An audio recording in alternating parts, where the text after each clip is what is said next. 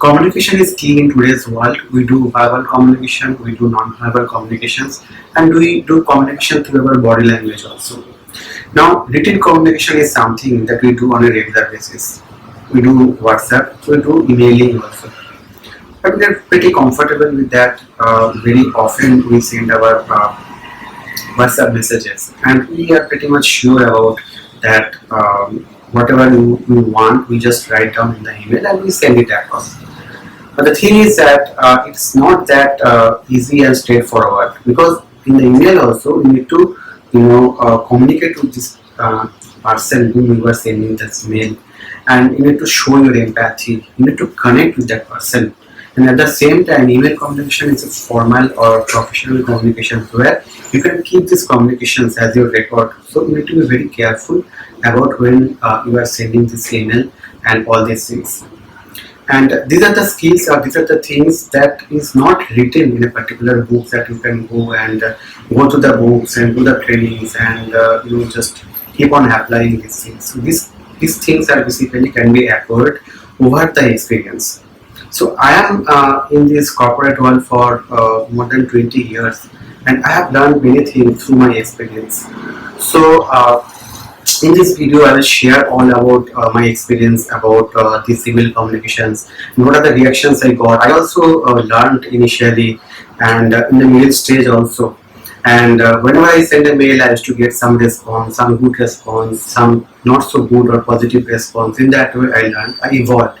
So I think it will be very fun in this video to discuss about all my experience and all these things, so that in the email communications we will learn that how to do email, how to connect with people, and all these things. So yeah, so let's start with that. So it can come to your mind that when to write email and when to telephone call a person whom you want to interact. Now the thing is that there is some guidance that when you especially want to communicate across geographies, that means there is a time zone difference with the different persons that you want to communicate with. In that case, instead of going for a communications through telephone separately, it is better to compose an email which is basically to be sent at a particular time and can be checked at different time zones by multiple people. Now, email communication is also important when you want to keep a record of the communications, so that at later phases you can refer that kind of communications. And telephonic conversation is something when it is required to show more empathy to the person or to a particular person whom you already know, and you want to do a some kind of contact or some kind of rapport building kind of things, then it is good that you just do a telephonic conversation. Now, from that, let's start with the email communication itself. In email writing, we specify two, CC and BCC. So let's start with that. So in the two, basically you write the email ID of the recipients. Now, two is basically specific to only those people that you want to get a response, or you are expecting a response from that person itself. And CC is coming is basically you are making aware of some other person that you are sending some particular email communications to a people or a group of people. Say for example, you are sending to your colleague some emails and asking for some report or asking for some actions to be taken on, and at the same time you want to keep your manager in the loop, letting him know that you have sent this particular communication to that particular person, people. So in that case, 2 is going to be the colleague email ID, and CC is basically the CC is, first of all I should call about that CC is basically the carbon copy, that whatever the email that you are sending, that is basically having a copy of that email is being sent to the person whose email ID is specified in the CC field. So that you already know. Now coming to the BCC. BCC is basically the blind carbon copy. Now we should make it caution about specifying the BCC. So it happens that for example you write some email ID in the BCC. BCC is basically something that email ID of the person that we are mentioning in the BCC list is not being shown in the actual email when it is being shown or when it is being sent. Now, for example, it can be some derogatory also that when you want to mention a person and you are hiding his email ID, so that it is not a very faithful kind of communications, and it can happen that the particular person can reply back uh, the person that you have written in the BCC and asking for something else. In that case, your face will not be saved. So now, what is the purpose of the BCC then? Purpose of the BCC is basically when you want to send a group of people particular mail, but you do not want to share their email ID with each other. In that case, for example, you are sending a mail for the tender, or sending a mail to the say for example for some business purpose, you are basically communicating, or you are proposing, or you are sending some newsletters. So it is not required that any pupil or any people in the group specified in that BCC need to know each other. So in that case, this blind carbon copy is used. Now the subject of the email is very important. So this is the subject line. Based on that, the recipient is basically give a preference to the particular email that he wants to look at the email at the first occurrence, or he can look at the later stage. So in the subject line, it should be very brief, and you need to communicate what is the action that you are expecting from the recipient. Some general subject line does not make much sense, so that for example there is a meeting already scheduled with within a company, and in the last moment there is a change of the venue of the meeting itself. Now if you if you want to communicate that to all the meeting participants, how do you communicate with that? You can write the subject line that our meeting or office meeting, and in the body you can specify that this is the meeting and it has been scheduled for this time at a particular meeting room. So now all that through that all your meeting participants or your colleagues need to open that email, need to go to that mail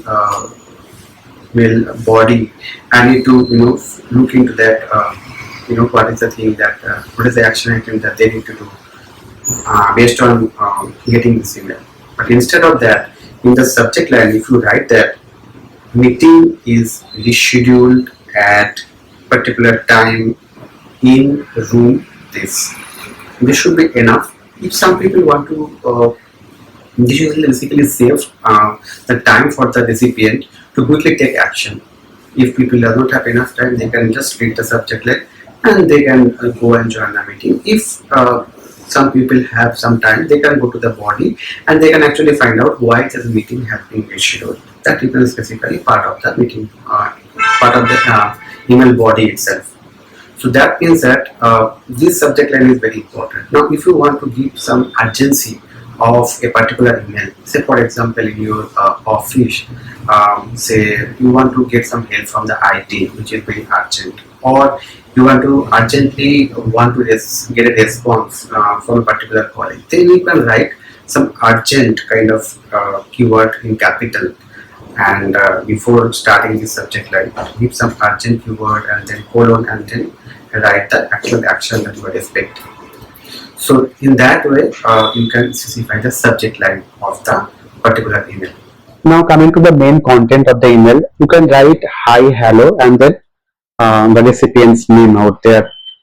Now the thing is that if you have multiple recipients, you can write hi, name 1, comma, name 2. Now if there is the president's name 1 and name 2, you have something in your mind and your recipient also is okay with that, then there is no problem. But I mean, in fact, there is no problem at all. But preferably, in my opinion, if you give name 1 and then in between name 2, if you put a semicolon out there, that means you are giving equal importance to name 1 and name 2. So, or you can do hi name 1, comma, hi name 2. So that gives kind of respect to both of the recipients out there in the email.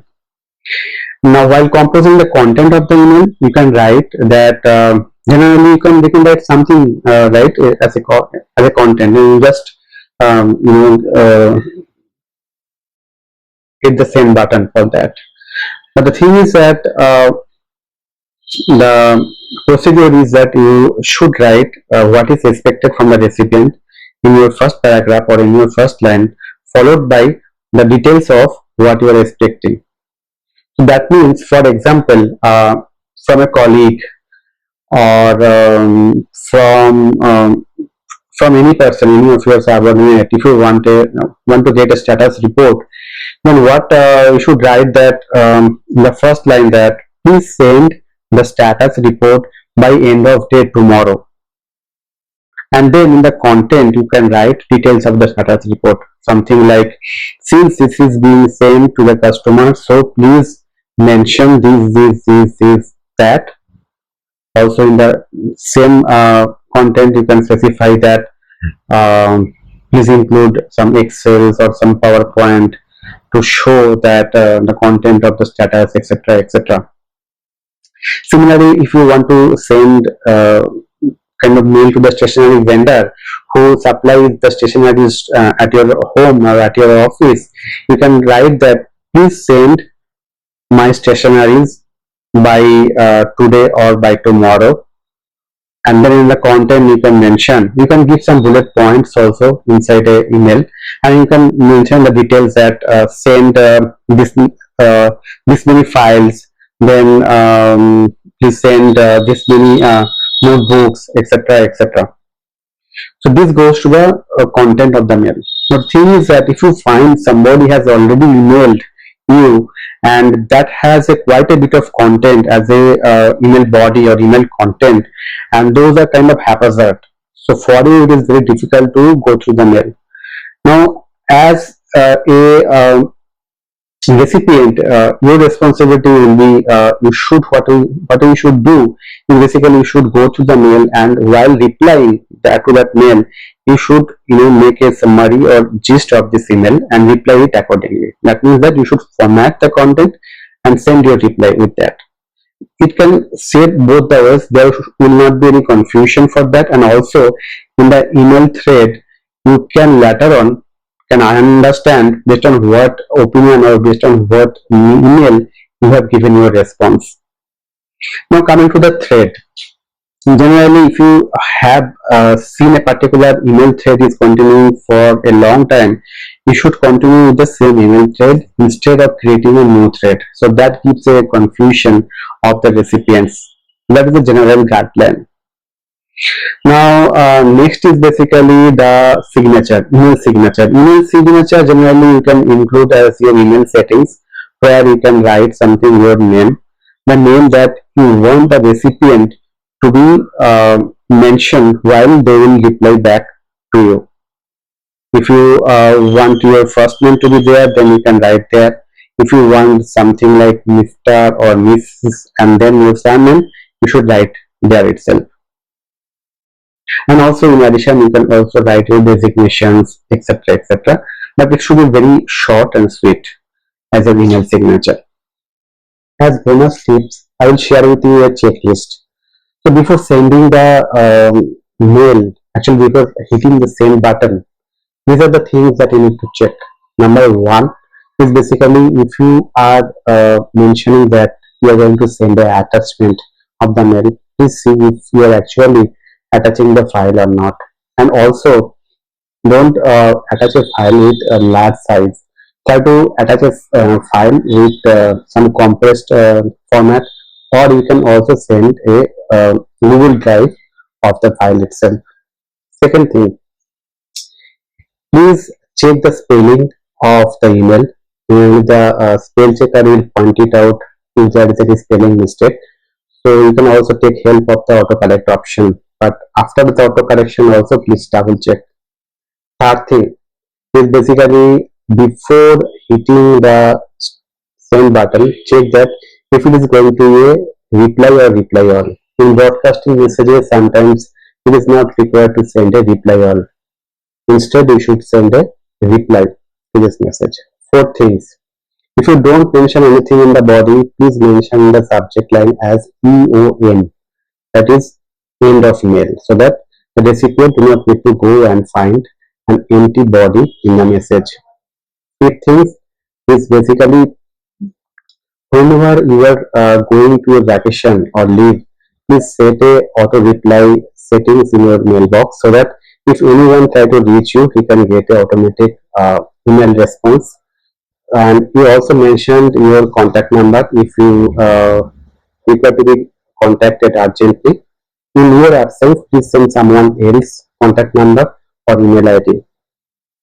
And the final thing is basically try to send a mail in the office business hours, and especially do not send a mail when somebody is on vacations or on leave. So with I hope that you like my video. With this, Subhasish Chakraborti signing off.